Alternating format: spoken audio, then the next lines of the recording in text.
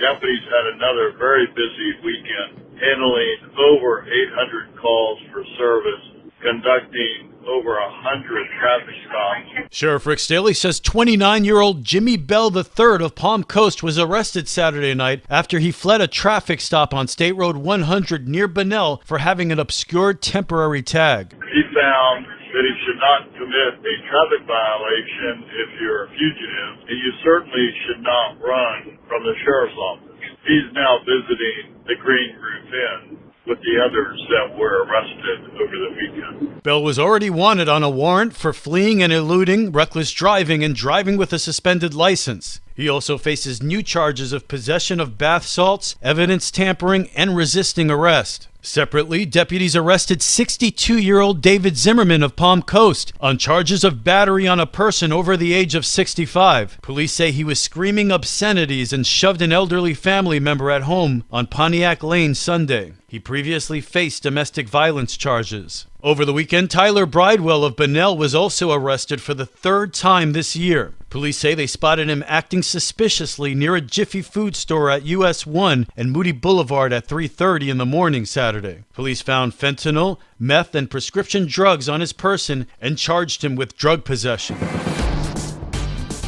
This local news is a service of Flagler County's Toyota dealer, Beaver Toyota US 1 St. Augustine, here to wow you.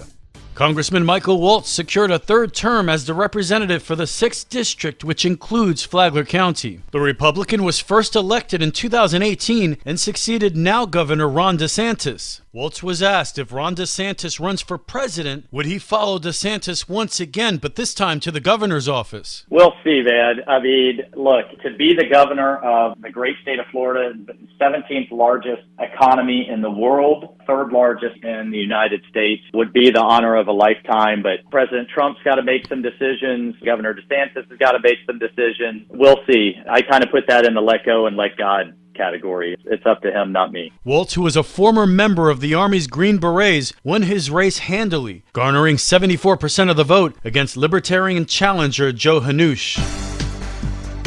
Flagler County's new school board District 2 member talks about the campaigning process and how he will make a difference for the district. Will Furry says that this is the first time he's campaigned for office. I have to say I was truly humbled and really respect the process. It's not easy, but I will tell you it's kind of like if you were standing in a wind tunnel and it's just blowing at you for 8 months and then you get elected and the next day the wind just stops and you're like, wow, that was something else.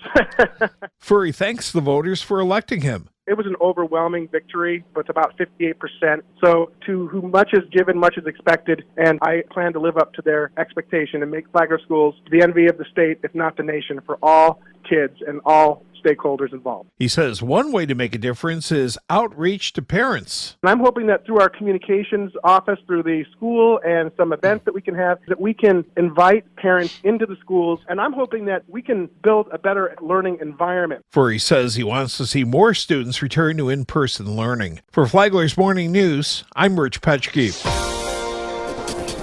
The MedNexus Innovation Challenge is happening today at Palm Coast City Hall. The University of North Florida, in partnership with the City of Palm Coast and Flagler Schools, is hosting the 2022 MedNexus Innovation Challenge. The challenge is a team-based entrepreneurship competition that will showcase regional high school students selected to pitch their solutions to a common problem. Palm Coast Mayor David Alphen. We are inviting students to step up and give us their best thoughts, ideas, and innovations on how to solve a significant issue that is relevant today. This year's issue is sleep deprivation amongst our youth. The Innovation Challenge opened in September for applicants from all Flagler, St. John's, Volusia, and surrounding county high school students. Insufficient sleep has become a widespread issue. Recent statistics from the U.S. Centers for Disease Control and Prevention show that nearly 73% of high school students get less than the recommended 8 to 10 hours of sleep needed. A lack of sleep can lead to decreased thinking, drowsy driving incidents, and depression. For Flagler's Morning News, I'm Karen Johnson.